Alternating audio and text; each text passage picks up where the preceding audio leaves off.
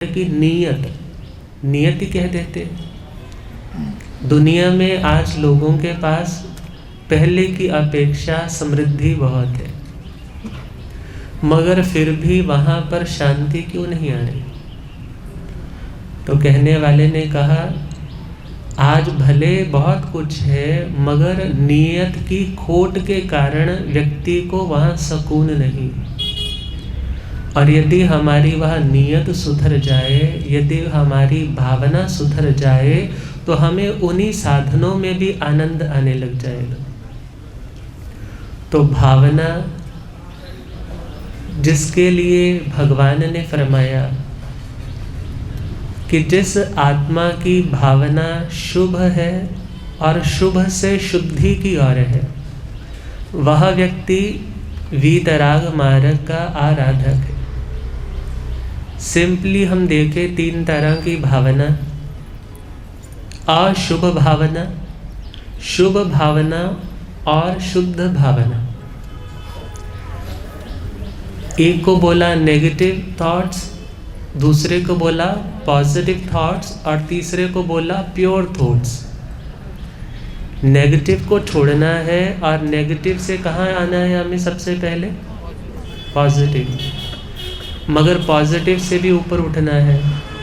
वहाँ से ऊपर उठे तो कौन सा थॉट आया? Pure thought. और उस प्योरिटी तक पहुँचने के लिए जो आत्मा का स्वरूप है, जो आत्मा को शांति देने वाला है, वहाँ तक पहुँचने के लिए स्टेप बाय स्टेप हमें पहले नेगेटिव को भी समझना है, पॉजिटिव को भी समझना है और प्योर को भी समझना है।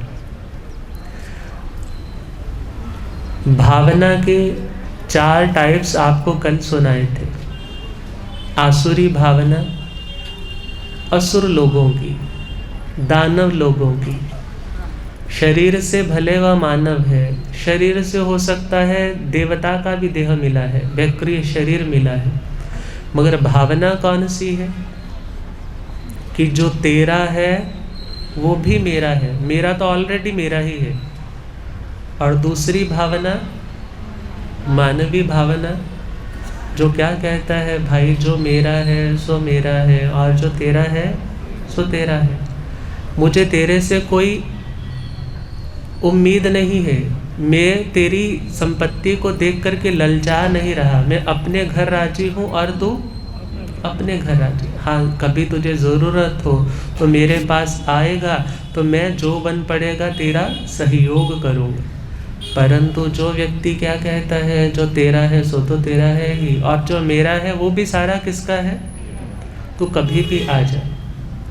ऐसे व्यक्ति को क्या बोला? देवता, दैवी भावना। और चौथी भावना इनसे भी ऊपर, अपर स्टेज वाली, जिसका नाम है ब्रह्म भावना। ब्रह्म भावना वाला क्या कहता है? क्या तेरा है, क्या मेरा है, ये चिड़िया रैन बसेरा है। क्या तेरा है, क्या यह चिड़िया रैन बसेरा। वह क्या सोचता है? मैं क्या लेकर के आया और अंतिम समय क्या लेकर के जाऊंगा? ना तो कुछ साथ आया और ना ही कुछ साथ जाने वाला है। इस ब्रह्म मीन्स परमात्मा भावना को जो व्यक्ति दिन रात भाता है, वह व्यक्ति भी एक दिन ब्रह्म स्वरूप हो जाता है। अब हम यहाँ देखें, भावना, जब 4 स्टेप्स आप श्रावक लोगों के लिए मोक्ष जाने के बताए जाते हैं, तो पहला है दान, दूसरा है शील, तीसरा है तप और चौथा है भावना। दान, शील, तप और भावना मोक्ष का दरवाज़ा है। अब देखना होगा, दान, शील और तप, यदि इनमें भी भावना नहीं है तो इनकी भी कीमत। दान आपने दिया मगर भावना से नहीं दिया। अच्छी भावना से नहीं दिया, रिटर्न में कुछ मिले इस भावना से दिया, मेरा नाम हो इस भावना से दिया, या कंपटीशन चल रहा है उसने इतना दिया मैं इतना दूं, तो वह भावना यदि शुभ नहीं है तो मानना होगा जो आपको फल मिलने वाला है उस फल में भी कमी आने वाली है। और शील है, हम बाहर का जितना भी कैरेक्टर फॉलो करते हैं, रूल्स एंड रेगुलेशंस फॉलो करते हैं, उनको फॉलो करते हो यदि हमारी भावना सिर्फ बाहर की दुनिया को पीछे लगाने की, उनको इंस्पायर करने तक ही है, अपनी आत्मा की अपग्रेडिंग की नहीं है, उसको ऊपर उठाने की नहीं है, तो उस की हुई क्रिया का भी हमें बहुत लाभ मिलने वाला नहीं। और तीसरी बात है तपस्या। यदि निर्जरा से अन्य कोई लक्ष्य लेकर के हम तप करते हैं, आत्म शुद्धि से, अपनी आत्मा की प्यूरिफिकेशन से हट करके कोई लक्ष्य रखते हैं, मेरी तपस्या का फल हो तो मुझे ये मिले, मेरी तपस्या का फल हो तो मुझे यह मिल जाए, तो वह तप हमारा आत्म शुद्धि के लिए नहीं हो पाएगा। और फिर तपस्या करने के बावजूद भी हमें शांति की उपलब्धि नहीं हो पाएगी। इसलिए क्या कहा, जैसी भावना होगी वैसा फल होगा। यदि हम दान दे रहे हैं नाम को लेकर के, तो नाम तो हो गया ना, आपका अनाउंस भी हो गया, पत्थर पर भी आ गया, क्योंकि जैसी आपने भावना भाई वैसा फल आपको। आपने बाहर का करेक्टर, बाहर का रूल्स एंड रेगुलेशंस इसलिए फॉलो किए कि सामने वाले मेरे से इंस्पायर हो जाए, इंस्पायर हो गए, परंतु आपको क्या मिला? आपने तपस्या की, किस लिए की? कि मैं तपस्वी बन जाऊं, या 4 लोग परिवार में मेरे से पूछे कि मैं कुछ करने वाला हूं, और यहाँ मैंने यह लक्ष्य रखा है, मेरे बेटे के घर में संतान नहीं है, ये हो जाए, वहाँ ये नहीं हो रहा, ये हो जाए, फैक्ट्री का काम कम चल रहा है, मैं अठाई करूँ, मैं तेला करूँ, मेरा वो काम हो जाए। अंतराय कमज़ोर हुआ तो आपकी तपस्या से वो पहाड़ तो हट गया, वो कार्य भी सिद्ध हो गया, मगर आत्मा को शांति फिर भी मिलने वाली नहीं। और यदि हमारी भावना मोक्ष के अनुरूप है, आत्म शुद्धि के लिए है, आत्मा की प्यूरिफिकेशन के लिए है, जो जन्मों जन्मों के बुरे संस्कार है, जो बार बार मन को, आत्मा को परेशान करते हैं, धर्म से विमुख करते हैं, हमें बार बार नेगेटिव की ओर लेकर के चले जाते हैं, तो उन विचारों का शुद्धिकरण करने वाली कौन सी भावना है? ब्रह्म भावना, वीतराग भावना, वैराग्य भावना। और भावना का एक मतलब होता है अभ्यास करना। भावना का मतलब क्या है?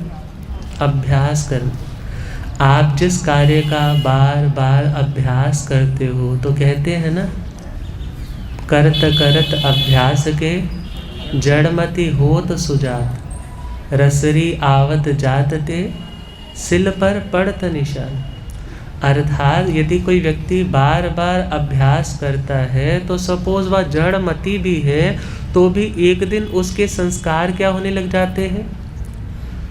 उसके संस्कार जो जन्मों जन्मों के खोटे थे वो घिसने लग जाते, और वहाँ पर भी अच्छाई के निशान पड़ने लग जाते।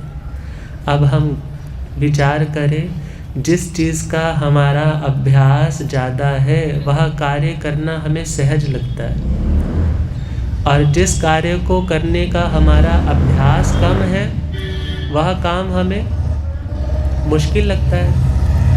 अब बहनों का अभ्यास कौन सा है?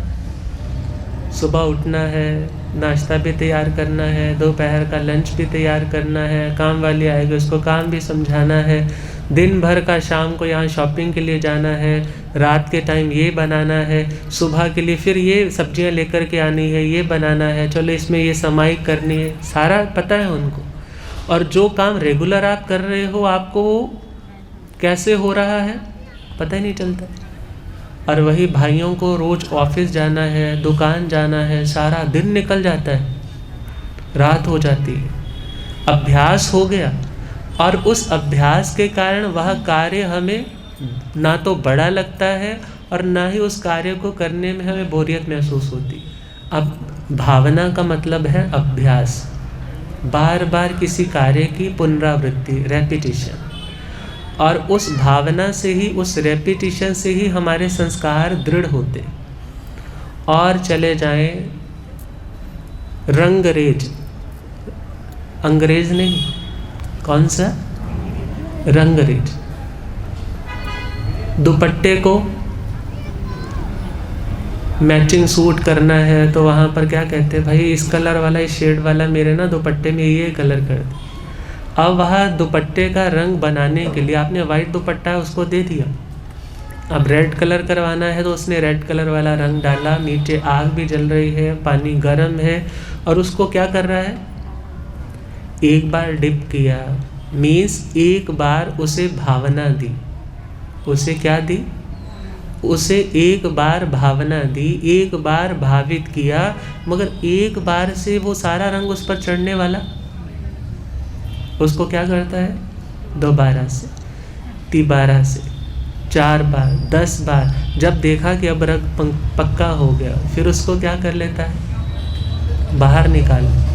अर्थात जिस तरह उस दुपट्टे पर रंग चढ़ाने के लिए आपका जो डिज़ायर्ड कलर है उसको चढ़ाने के लिए आप बार बार उस रंग के पात्र में अपने कपड़े को बार बार भिगोते हो, उसका नाम भी है भावना देना। इसी प्रकार हम जिस विचार को, जिस थॉट को लेकर के अपनी आत्मा को, अपने मन को बार बार उसमें डुबोते जाते हैं, बार बार डुबोते जाते हैं, फिर वैसा ही रंग हमारी आत्मा के ऊपर भी चढ़ने लग जाता है। कहते हैं ना, जैसी संगति में बैठोगे वैसा रंग आपके ऊपर, 4 गाली गलोच करने वाले लोगों के साथ बैठोगे तो धीरे धीरे आपकी ज़ुबान पर भी वो गालियाँ आने लग जाएगी। और यदि वही आप 4 सत्संग करने वाले, भजन गाने वाले, अच्छी बातें डिस्कस करने वाले लोगों के साथ बैठते उठते हो तो धीरे धीरे आपकी ज़ुबान पर भी क्या आने लग जाता है, क्योंकि मीडिया, हमारी कंपनी बहुत डिपेंड करती है हमारे थिंकिंग प्रोसेस के ऊपर। हम जैसा देख रहे हैं, जैसा सुन रहे हैं, जैसा पढ़ रहे हैं, वह हमारा सारे का सारा डाटा कहाँ फीड हो रहा है, माइंड में हो रहा है। अब विचार करना है, यदि अच्छा डाटा फीड करना चाहते हो तो अच्छा देखना, सुनना, पढ़ना शुरू कर दो, क्योंकि अच्छा सोचोगे तो अच्छा बोलोगे, अच्छा बोलोगे तो अच्छा करोगे भी, और अच्छा करोगे 1 बार, 2 बार, 10 बार, 50 बार, वह अच्छा करना आपका स्वभाव, आपकी नेचर, आपकी हैबिट बनती चली जाएगी। और आपकी हैबिट आपकी आइडेंटिटी है, आपकी पहचान है। आप जो काम बार बार करते हो वो काम आप बड़ी सहजता से करते हो, और जो काम आप सहजता से करते हो लोग आपको प्रमाण पत्र दे देते हैं, ये आदमी ऐसा है। गुस्सा कोई व्यक्ति एक बार में नहीं सीखता, और मीठा बोलना भी कोई व्यक्ति एक बार में नहीं सीखता, मगर हाँ, जिस कार्य का आपने बार बार अभ्यास किया और वह अभ्यास जब इतना दृढ़ हो गया तो भले वो अच्छाई हो, भले वह बुराई हो, आपको करने में अनकंफर्टेबल की फीलिंग नहीं आएगी कि मुझसे नहीं हो रहा। और अच्छाई के लिए भी अभ्यास अनिवार्य है और बुराई के लिए भी अभ्यास अनिवार्य है। हाँ, बुराई का अभ्यास हमारा बहुत ज़्यादा है, जन्मों जन्मों का है, मगर अच्छाई का अभ्यास हमारा बहुत थोड़ा है। निंदा करने का, निंदा सुनने का, झूठ बोलने का, विषयों के प्रति आसक्त होकर के उनका सेवन करने का, इत्यादि जितनी भी बुरी बातें हैं उनका हमारा अभ्यास बहुत पुराना है। मगर अच्छा सोचना, अच्छा बोलना, अच्छा करना और प्रत्येक व्यक्ति के साथ अच्छा व्यवहार करना, साधना करना, भक्ति करना, सेवा करना, सामायिक करना, तपस्या करना, इन चीज़ों का अभ्यास हमारा क्या है? शुद्ध भावों से इन चीज़ों का आचरण करने का हमारा अभ्यास कमज़ोर है, जिसके कारण हम जब भी ये कुछ करने लगते हैं तो हमें क्या फील होने लग जाता है, अब तो बहुत हो गया, कोई और तो कर नहीं रहा, मैंने इतना कर लिया, बस इतना ही बहुत है। और दुनिया में ज़्यादा अभ्यास पाप करने का है, धर्म करने का अभ्यास कम है। अब हमें डिसाइड करना है कि हमें कैसी भावना भानी है, कैसे कलर में अपनी आत्मा को डिप करना है, अपने मन को डिप करना है, क्योंकि मन और आत्मा पर जो रंग चढ़ेगा वो ज़ुबान पर भी दिखेगा, और जो ज़ुबान पर दिखेगा वो आपके कार्य में भी दिखेगा, और जो कार्य आप बार बार करोगे वही आपकी पहचान भी बनती चली जाएगी। अब भावना के बारे में हम और डेप्थ में चले जाएं तो भावना के लिए श्रीमद् ठाणंग जी सूत्र में अणुपेहा शब्द आता है। चत्तारी अणुपेहा प्रणत्ताओं, 4 अणुप्रेक्षाओं का वर्णन आया। भावना इज इक्वल टू अणुप्रेक्षा। अणुप्रेक्षा का मतलब, अनु का एक मतलब होता है पश्चात, मतलब बाद में।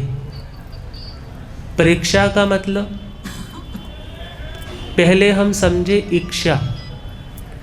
इच्छा का मतलब होता है देखना।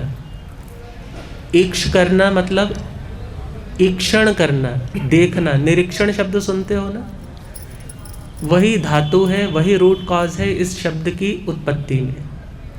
अब ईक्ष का मतलब है देखना, और प्रेक्ष का मतलब है विशेष रूप से देखना। जैसे उपाध्याय प्रवर बोलते हैं ना। अब वर का मतलब होता है श्रेष्ठ। वर का मतलब क्या होता है? और प्रवर का मतलब होता है सामान्य से और भी श्रेष्ठ। अर्थात जैसे एक होता है आपका पूजनीय, एक होते हैं आपके परम पूजनीय। अंतर आ गया ना। इसी प्रकार हम देखें, इच्छा करने का मतलब है देखना, और प्रेक्षा करने का मतलब है विशेष रूप से, गहराई से, बारीकी से उसके ऊपर चिंतन करना, उसके ऊपर मनन करना, चर्निंग करना, कॉन्टेम्पलेशन करना। और जितना हमारा अनुप्रेक्षा का अभ्यास बढ़ेगा, जिस चीज़ का हम चिंतन करेंगे, फिर धीरे धीरे हम भी वैसे बनने लग जाएंगे। और यहाँ पर 4 अनुप्रेक्षा तो नहीं, मगर 12 अनुप्रेक्षा, 12 भावनाओं का वर्णन है। श्री तत्वार्थ सूत्र, जहाँ आचार्य श्री उमा स्वाति जी ने 9 तत्वों को सप्त तत्वों के रूप में बहुत सुंदर रूप से व्याख्यापित किया है, वहाँ पर हम देखें तो वहाँ पर 9वें अध्याय में वहाँ 12 भावनाओं का वर्णन दिया है। और हम चले, ज्ञान आरणव एक ग्रंथ है जो बहुत ही वैराग्यपूर्ण ग्रंथ है। खुद को अच्छे भावों से संस्कारित करना हो तो इसका अध्ययन बहुत ज़रूरी है। और आचार्य श्री शुभ चंद्र जी का वो रचना है, वहाँ पर भी 12 भावनाओं का बहुत सुंदर वर्णन है।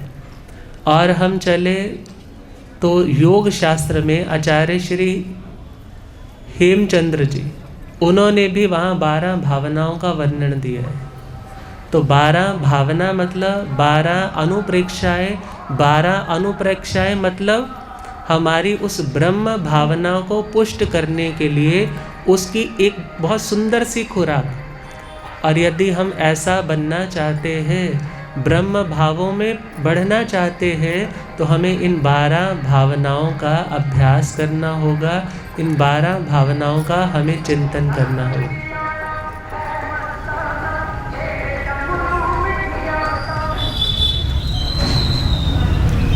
भावना एक ऐसी हवा है कि उस हवा के वेग से, जैसे समुद्र में पानी बहुत है मगर हवा का प्रवाह नहीं है, तो वो बड़े से बड़ा जहाज भी चलता है। और कहते हैं ना, जिस ओर की हवा होती है जहाज उस ओर का हो जाता है। इसी प्रकार हम देखें, हमारी आत्मा, हमारा मन किस ओर बहेगा, जैसी भावना चल रही है। अर्थात हमारी सिलेक्शन कैसी है, हम कैसे एटमॉस्फेयर में बैठ रहे हैं और कैसी हवा हम ले रहे हैं, और जिस प्रवाह में हम आएंगे, धीरे धीरे हमारा जहाज भी उसके ओर बहने लग जाएगा। और भावना का इतना महत्व है, जब बात चलती है द्रव्य समायिक, भाव समायिक, तो वहाँ पर क्या कहा? द्रव्य का तो मतलब है मुँह पत्ती लगा ली, आसन बिछा लिया, रजोहरणी से स्थान भी साफ कर लिया, समायिक के पाठ भी पढ़ लिए। परंतु उसमें कोई उपयोग नहीं है। उपयोग का मतलब उसमें कोई ध्यान नहीं है, ना तो उसे उसके अर्थ की और चिंतन है, और ना ही हम कर रहे हैं किस लिए कर रहे हैं, कोई लेना देना नहीं। मगर भाव का मतलब क्या है? हम भावों से कर रहे हैं, अपनी भावना से हम 18 पापों का, गृहस्थ है तो 2 करण 3 योग से, और साधु है तो 3 करण 3 योग से उनका त्याग करके बैठा है। और ऐसे में हो सकता है उसने बाह्य वेशभूषा धारण नहीं की, मगर वह भावनाओं से कितना ऊपर उठ चुका है। परंतु हम यह नहीं कह सकते कि द्रव्य का कोई महत्व नहीं, द्रव्य बिल्कुल जीरो है, क्योंकि यदि भावना आत्मा है तो द्रव्य उसका शरीर है। आप किसी की भावना को देखना चाहते हो तो उसको प्रकट कहाँ से होगी? बाहर के उसके फॉर्मल व्यवहार से। इसी प्रकार हम सामायिक लेकर के बैठे हैं, तो यदि बाहर से तो हम कर रहे हैं तो वह द्रव्य सामायिक, और यदि भावना से कर रहे हैं तो भाव से। और द्रव्य का अपना महत्व, भावना का अपना महत्व। यदि हम यह कहने लग जाएं जी द्रव्य का क्या फायदा है यदि भाव ही शुद्ध नहीं, एटलीस्ट उस व्यक्ति का अभ्यास तो हो रहा है। द्रव्य में आज है, भले उपयोग नहीं है, ना तो अर्थ के प्रति, ना वह व्यक्ति किन्हीं भी प्रकार से पापों से बच पा रहा है। मगर जो व्यक्ति आज द्रव्य तक पहुंचा है तो कभी ना कभी, आज जो बच्चा प्ले में बैठ करके जस्ट देख रहा है ब्लैक बोर्ड पे क्या लिखा है, पढ़ने में कोई ध्यान नहीं, शरारतें कर रहा है, परंतु आज स्टार्ट किया है तो कभी किसी बड़े लेवल पर भी तो जाएगा। इसी प्रकार हम देखें, यदि हम द्रव्य को जीरो कर देंगे, सिर्फ यह कहने लग जाएंगे भावना ही सब कुछ है, तो याद रखना होगा कि साधु भगवंत आपके घर गोचरी पर आते हैं, यदि वो भी एडिडास की शूज़ पहन करके, हाँ पेप्पे की जीन्स पहन करके, शेड्स लगा करके, पात्रे लेकर के आए जी गोचरी लेने आए हैं, आप क्या कहोगे? महाराज जी आप इन कपड़ों में थोड़ा अच्छे लगते हो, इनमें क्या है? भावना शुद्ध होनी चाहिए। अब यदि वे संत ऐसा कहने लग जाएंगे तो आप पर क्या गुजरने वाली? और यदि आप यह कहना शुरू कर देते हो जी भावना शुद्ध होनी चाहिए, कपड़े बदलने की क्या जरूरत है समाई करने की? अब विचार करना है, द्रव्य अपनी जगह एक पहचान है, आपको रियलाइज करवाता है आप इन कपड़ों में हो, इन कपड़ों की तुझे शोभा को बढ़ाना है। तुम सामायिक में हो, तुम्हें सामायिक में बैठे हुए ध्यान रखना है कि तेरे से कुछ भी विरुद्ध कार्य ना हो जाए। और यह सामायिक की वेशभूषा हमें सामने वाले को भी क्लियर कर देती है कि वह व्यक्ति सामायिक में बैठा है, भाई इसको साधना करने दो, उसको डिस्टर्ब मत करो। परंतु यदि आप उन कपड़ों में नहीं बैठे हो तो हो सकता है कोई आपको टक्कर भी दे जाए और कोई आपको आवाज़ें भी देता है। क्यों? क्योंकि उसे नहीं पता आप सामायिक में बैठे। अर्थात सामान्य लोगों से खुद को भिन्न भी किया जाता है कपड़ों के द्वारा, सामने वाले को आइडेंटिफाई करने के लिए कि आप साधना में बैठे हो वह भी क्लियर हो जाता है, और खुद को भी रियलाइज होता रहे कि मैं किस में बैठा हूँ, साधना में बैठा हूँ। अब हम देखें, कपड़ों का अपना महत्व है। ऋषि गौतम जी के संवाद में 23वें अध्ययन उत्तराध्ययन जी में हम चले तो वहाँ पर इन पर बहुत सुंदर चर्चा आती है। मगर हाँ, इनसे ऊपर की चीज़ है जिसका नाम है भाव। मगर द्रव्य को जीरो नहीं कह सकते, परंतु हाँ, यदि भाव नहीं है तो इतना तो कहा जाता है कि भाई तुम्हारे इस क्रिया का कोई लाभ नहीं है। परंतु हाँ, यदि आज उसने कहा है तो उसको यह तो फील हुआ कि मैंने वेश तो धारण किया, मगर भीतर से मेरे वो भावना नहीं जागृत हो रही, तो मुझे उस भावना को जगाना है। तो इन भावनाओं में पहली भावना कहो, अनुप्रेक्षा कहो, तो पहली भावना है अनित्य भावना। कौन सी भावना? अनित्य भावना। और यह 12 की 12 भावनाएं आपके वैराग्य को बढ़ाने वाली, वैराग्य का मतलब आपकी शांति को बढ़ाने वाली। किसको बढ़ाने वाली? आपको पीस ऑफ माइंड देने वाली, आपकी इस अपसेंट माइंड को सेट करने वाली। ये 12 भावनाएं। पहली भावना अनित्य भावना। अनित्य और नित्य 2 शब्द। नित्य का मतलब जो शाश्वत है, नित्य का मतलब जो कांस्टेंट है, नित्य का मतलब जो सदा रहता है, और अनित्य का मतलब जिसमें फ्लक्चुएशंस होती रहती है, जो बदलता रहता है, जो आज कुछ है कल कुछ है, आने वाले समय में कुछ और ही बन जाता है। और इसके ऊपर हमें अनुप्रेक्षा करनी। अनुप्रेक्षा का मतलब जो ऑलरेडी बीत चुका है उसके ऊपर अब गहराई से चिंतन करना। क्योंकि 2 बातें हैं, चिंता और चिंतन। चिंता का मतलब क्या है? दूध रखा है आपने कढ़ने के लिए, मगर वह दूध आपका सड़ जाए, सड़ गया तो स्मेल भी, बर्तन भी खराब, गैस भी वेस्ट हुई और आपका टाइम भी वेस्ट हुआ। सड़ जाए तो चिंता, और यदि वही दूध कढ़ जाए तो उसका नाम है चिंतन। आपने कुछ एक्सप्लोर किया, आपने कुछ इन्वेंट किया, आप किसी नतीजे तक पहुंचे जो आपकी जिंदगी में बहुत उपयोगी होने लग पड़ा। तो हमें चिंता से चिंतन में ट्रांसफर करने वाली है भावना, और इसी का नाम है अनुप्रेक्षा। अनुप्रेक्षा अनित्यानुपेहा, अनित्यता की अनुप्रेक्षा। अब अनित्यता पर हम जाए, पूर्व जन्मों में चले जाए, तो उस पूर्व जन्म में भगवान तो कहते हैं ऐसा कोई भी स्थान नहीं जो इस आत्मा ने 1, 2, 4 बार नहीं बल्कि अनंत बार स्पर्शित ना किया हो। अर्थात राजा भी बने, बड़े बड़े सम्राट भी बने, देवता भी बने, मगर वे भी स्थान शाश्वत, स्थायी, कांस्टेंट नहीं थे। अब इस अनित्यता पर हम चले तो मौसम को ही ले लो। क्या मौसम सदा एक जैसा रहता है? गर्मी है तो गर्मी के बाद आने वाले समय में सर्दी है, बरसातें हैं, कभी बसंत है, कभी पतझड़ है, और कभी बहुत खुशनुमा जिंदगी। सुबह का सूर्य है तो बहुत रोशनी है, दोपहर का सूर्य है तो बहुत तपश है, और संध्या का सूरज है तो क्लोजिंग का टाइम है, और रात का समय अंधकार का है। अर्थात सुबह की स्थिति अलग है, रूम टेम्परेचर अलग है, दोपहर का टेम्परेचर अलग है, शाम का टेम्परेचर और रात का टेम्परेचर।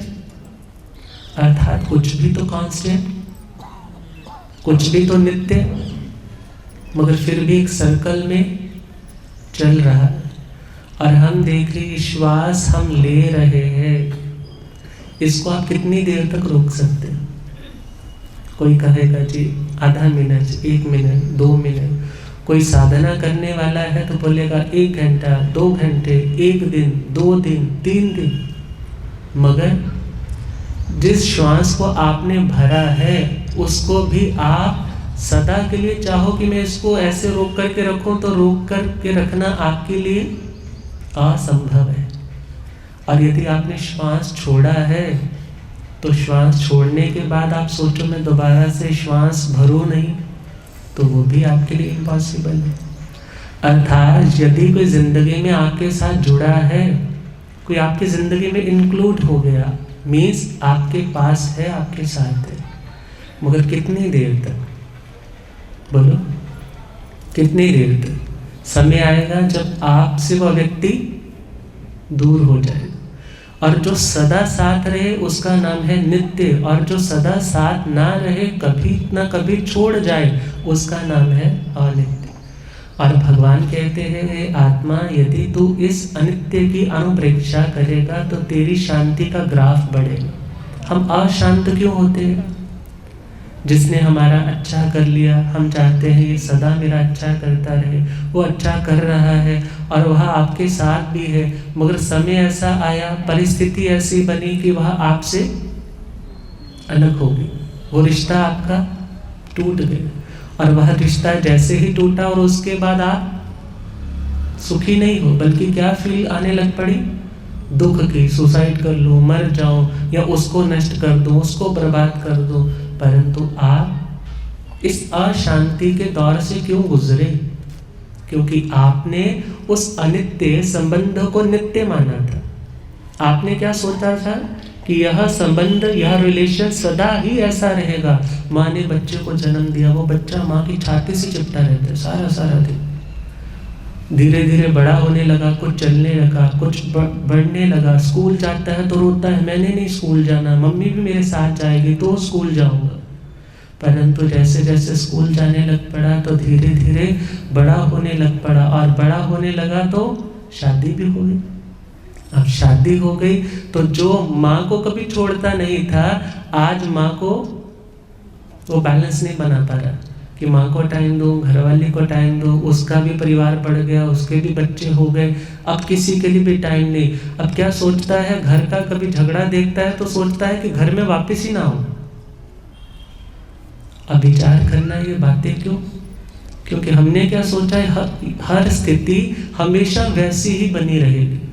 मगर भगवान क्या कहते हैं, यदि तुम इस बात का चिंतन करो कि दुनिया में कोई भी स्थिति, कोई भी परिस्थिति नित्य नहीं है, अनित्य है, प्रत्येक संयोग वियोग धर्मा है, प्रत्येक रिलेशन रियल नहीं है, अर्थात जो रियल नहीं है फिर उसके लिए हमें इतने खपने की क्या जरूरत है। अर्थात यदि कुछ भी है, अच्छा है, बुरा है, आप उस नाते को निभाओ, क्योंकि आपको वो रिश्ता मिला है तो आपकी चॉइस से मिला है। चॉइस का मतलब आपके कर्म, आपके कर्म के कारण वो स्थिति आज बनी है। परंतु आज यदि आप आरत ध्यान में, रौद्र ध्यान में, फ्रस्ट्रेशन में, एग्जाइटी में, डिप्रेशन में जा रहे हो तो उससे वह कर्म तो नहीं कट रहा, परंतु आप नया नेगेटिव कर्मों का बोझ आप अपने ऊपर और बढ़ाते चले जा रहे। और यदि हमने इस अनुप्रेक्षा का सहारा लिया कि हे आत्मा, कोई भी संयोग शाश्वत नहीं है, जो आया है सो जाएगा, जो आज मिला है कल को बिछड़ेगा, भले ये मेरा देह और आत्मा का संयोग ही क्यों ना हो, क्योंकि आत्मा और देह का संयोग भी एक महज संयोग है। और हमने यदि यही मान लिया ये देह ही मेरा है, तो याद रखना अंतिम समय हमें ये देह छोड़ना बहुत मुश्किल हो जाएगा। और जिन लोगों के साथ अपनत्व जोड़ा है, ममत्व जोड़ा है, और यदि वह व्यक्ति हमारे से दूर हो जाएगा तो भी हमें रहना मुश्किल हो जाएगा। और भगवान क्या कहते हैं, एगो में सासो अप्पा नाण दंसण लक्षणों शेषा में बाहिरा भावा सव्य संजोग लक्षणों। एक मेरी आत्मा का जो अपनत्व है, एक मेरी आत्मा का जो अपना भाव है वही शाश्वत है। शेषा में बाहिरा भावा, बाकी के जितने भी भाव, जितने भी रिलेशंस, जितने भी इमोशंस मैंने दुनिया के साथ जोड़ रखे हैं वो सभी के सभी बाहर के हैं, अंदर के अर्थात वे शाश्वत नहीं है। शेषा में बाहिरा भावा सव्य संजोग लक्षणों, अर्थात वे सारे के सारे संयोग हैं और वे संयोग सदा रहने वाले नहीं। इसलिए हे आत्मा, अब तुझे उन संयोगों से उस आत्मा तक पहुंचना है। दुनिया के रिलेशंस रियल नहीं है। अब तुझे अपनों से अपने में आना है। अपनों से किस में आना है? अपनों में हमेशा दुख होता है और अपने में हमेशा, बोलो, अपने में हमेशा सुख होता है। अपनों में राग भी आ जाता है और अपनों में द्वेष भी आ जाता है। अर्थात ये मेरा मित्र है, ये मेरा दोस्त है, ये मेरा बड़ा अच्छा करने वाला है, और ये मेरा शत्रु है, इसने मेरा बहुत बुरा किया है। दोनों में मेरापन आ गया ना। और जहाँ मेरापन है वहाँ दुख है, अर्थात जहाँ अपनों में उलझोगे वहाँ दुखी हो जाओगे, और जहाँ अपने में आओगे तो वहाँ सुलझन मिलेगी, उलझन नहीं मिलेगी। और जिस आत्मा को शांति चाहिए उसे इतना सोचना ही होगा, जब आया था तो क्या साथ था। जब आया था तो किसी की पहचान भी नहीं थी, ना कोई प्रॉपर्टी थी, ना कोई मेरा मित्र था, ना मेरा कोई शत्रु था, ना मुझे किसी से मोहब्बत थी, ना किसी से घृणा थी।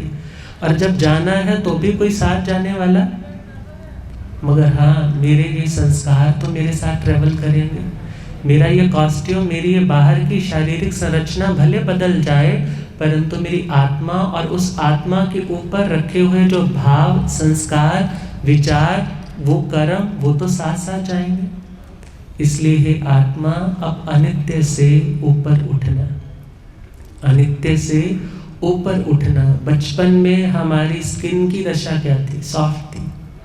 थोड़े बढ़ने लगे तो स्किन की दशा कुछ और हो गई। बालों की जो ग्रेस थी वो आपके जैसे जैसे उम्र बढ़ रही है वो नहीं रह रही।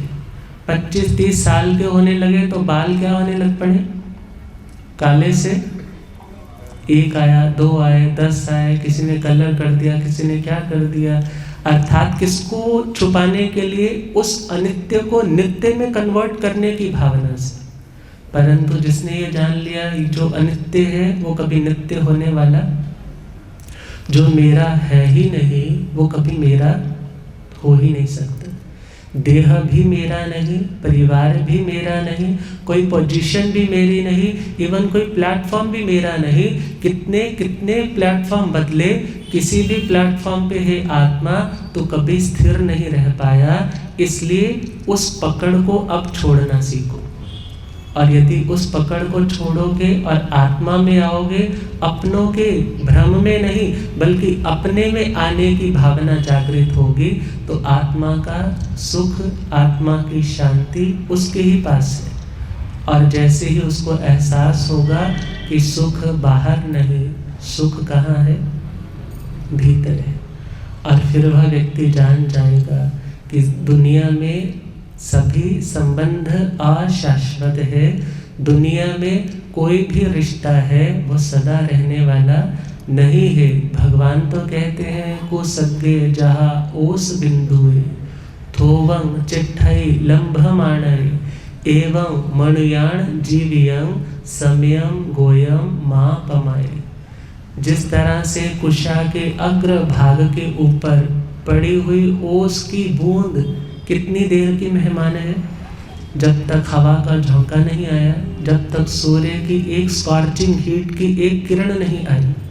और जैसे ही हवा का झोंका आया या हीट बढ़ने लगी तो वह मोतियों की तरह चमकने वाला ओस का ड्रॉप क्या हो जाता है?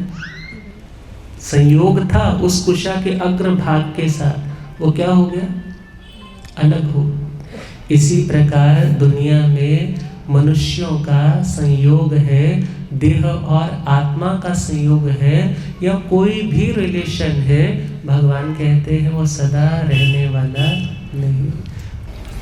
अनित्य भावना, दुनिया में कुछ भी शाश्वत नहीं।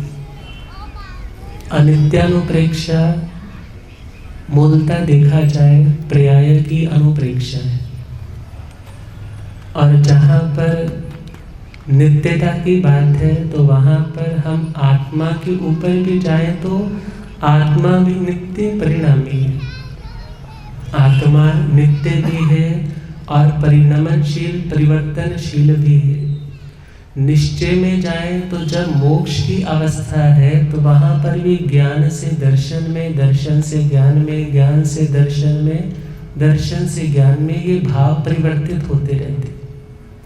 परंतु जहाँ पर दुनिया की बात है और वे संबंध जो हमें दुख देने वाले हैं, तो भगवान कहते हैं राग आपके द्वेष का कारण है।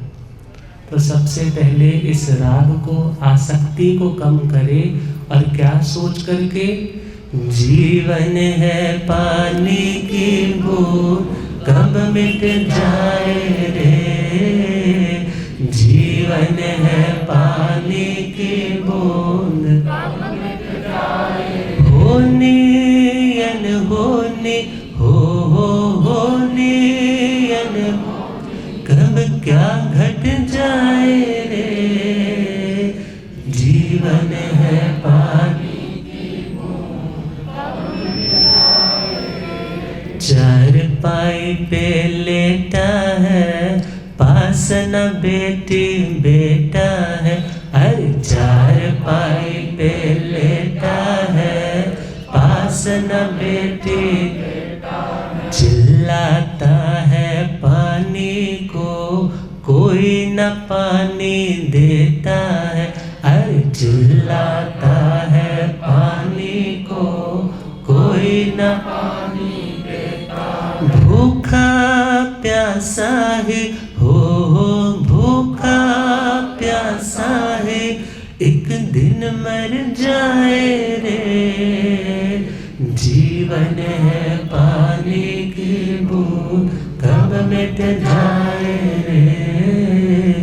जीवन है पानी की बूंद कब मिट जाए। पुण्य उदय के ये क्षण है, इसलिए सब तेरे संग है।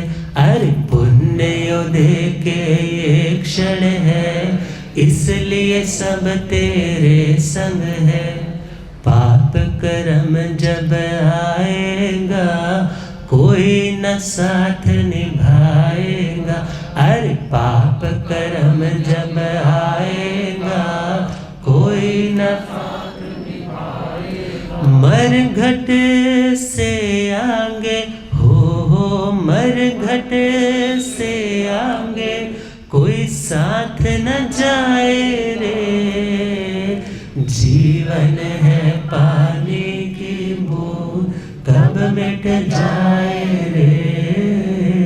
जीवन है पानी की बूंद कब मिट जाए। तो हमें इस अनित्य संसार में भी नित्यता का बोध देने के लिए हमें जिनवाणी का आलंबन मिला है, और हम उस नित्य शांति के स्थान तक पहुंचने के अधिकारी भी हैं।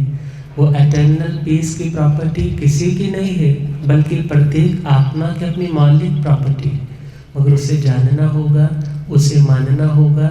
इस अनित्य भावना के द्वारा दुनिया के संयोगों से ऊपर उठना होगा, तो वह व्यक्ति ही उस स्थान तक पहुंच पाएगा।